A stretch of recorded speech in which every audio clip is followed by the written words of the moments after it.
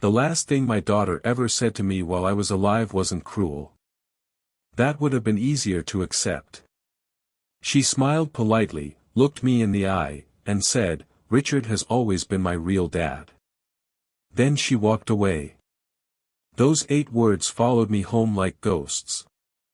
I sat in my old pickup truck outside the community center long after everyone else had left. Families laughed in the parking lot, children chased each other between the cars, and the evening sun painted everything in warm shades of gold. It should have been a beautiful ending to the day. Instead, it felt like the end of my life. My name is Michael Carter. I'm 67 years old, a retired high school history teacher, and for nearly 3 decades, I've carried a title no father ever wants to hear. The father who wasn't there. At least, that's the story everyone believed. Including my daughter. I started the truck but couldn't bring myself to drive away. My hands rested on the steering wheel while memories crowded my mind. Emily's first bicycle. Her tiny backpack on the first day of kindergarten. The way she'd fall asleep on my shoulder during long drives home from the lake. Those memories were real. So why did they feel like they belonged to someone else's life? When I finally pulled into my driveway, the porch light switched on automatically, welcoming me home to a house that had become far too quiet. Inside, everything was exactly where I'd left it. The stack of history books on the coffee table. The half-finished crossword puzzle beside my favorite chair.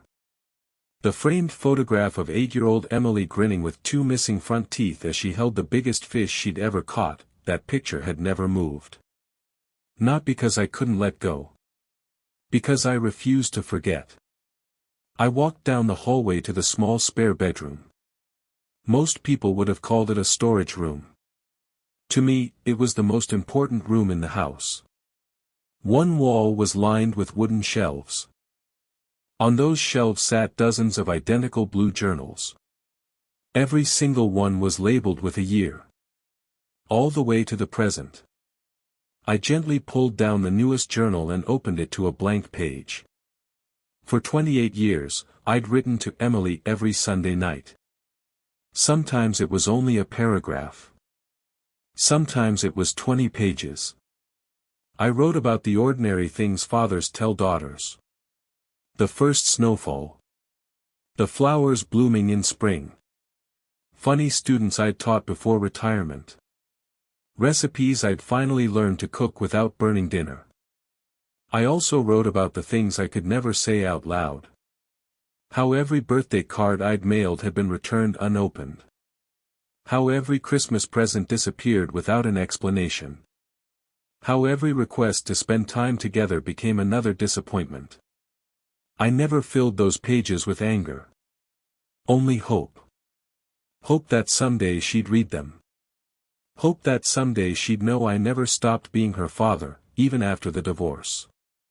That night, my pen hovered over the paper longer than usual. Finally, I began to write. Dear Emily. Today you thanked Richard for always being there. I won't pretend those words didn't hurt. They did. More than you'll ever know. But if those words came from a happy heart, then I can't hate you for them. I only wish you knew how many times I stood outside your school hoping I'd catch a glimpse of you before driving home alone. Maybe one day you'll understand why I never stopped waiting. I set the pen down and closed the journal. For the first time in years, I wondered if anyone would ever read a single word I'd written. Life settled back into its familiar rhythm after that evening, at least on the surface. Every Monday morning, I'd walk to the neighborhood cafe and order the same black coffee. The young barista knew my name and always asked if my granddaughter had visited recently. I always smiled. Not yet, I'd say. It wasn't exactly a lie. I had a granddaughter I'd never met, a little girl named Sophie. I'd seen pictures online when Emily's social media account was still public. Blonde curls, missing front teeth, and the same hazel eyes Emily had as a child. The resemblance stole my breath every time. On Sophie's 7th birthday, I bought a copy of Charlotte's Web, wrote a short note inside the cover, and mailed it with a small silver bookmark shaped like a butterfly. 2 weeks later, the package came back. Return to sender. The label wasn't even opened. I placed the book on a shelf beside the journals. Maybe one day. Everything in my life seemed to end with those 3 words. Maybe one day. A month later, my neighbor Sarah knocked on my front door carrying a peach pie she'd baked herself. "You've been hiding again," she teased as she stepped inside. "I've been reading." "You've been avoiding people." She wasn't wrong. Sarah had lived next door for nearly 15 years. She knew when I was pretending to be fine and never let me get away with it. Over slices of pie, she glanced toward the hallway leading to the journal room. "Still writing?" "Every Sunday." "Do you think she'll ever read them?" I looked down at my coffee. "I have to believe she will." Sarah reached across the table and squeezed my hand. "Then promise me something." "What?" "If the day ever comes when you can't give them to her yourself, let someone else." I laughed softly. "You make it sound like I'm leaving tomorrow." She smiled, but there was sadness in her eyes. "We're both old enough to know tomorrow isn't guaranteed." Her words lingered long after she went home. That evening, I gathered every journal into neat stacks and placed them inside 2 sturdy cedar boxes I'd built years earlier. On top, I laid a single white envelope with Emily's name written in careful handwriting. Inside was a short letter. "If you're reading this, it means I ran out of time. Don't read these because you feel guilty. Read them because every page holds a piece of the father I always hoped you'd know." I sealed the envelope and asked Sarah to keep the boxes safe. She didn't ask questions. She simply nodded. 3 months later, I never woke up. The doctor called it a peaceful heart attack in my sleep. Sarah later told me there had been no pain. Just quiet. The funeral was small. A few retired teachers. Former students. Neighbors. The pastor spoke kindly about a man who spent his life helping young people believe in themselves. Emily came. She stood near the back of the chapel beside Richard, dressed in black, her expression unreadable. She stayed through the service but left before the cemetery. She never walked over to my casket. She never looked inside. As the last cars disappeared down the road, Sarah returned to her house carrying the 2 cedar boxes I'd trusted her with. She ran her fingers across the lid, whispered, "It's time," and picked up the phone to call my daughter. Emily had no idea that the conversation she was about to have would change everything she believed about her father, and herself. Emily almost didn't answer Sarah's call. She later admitted she assumed it was another condolence message she wasn't ready to hear. But something in Sarah's calm voice convinced her to stop by the next afternoon. When she arrived, the 2 cedar boxes were already waiting on the dining room table. "They belong to your father," Sarah said quietly.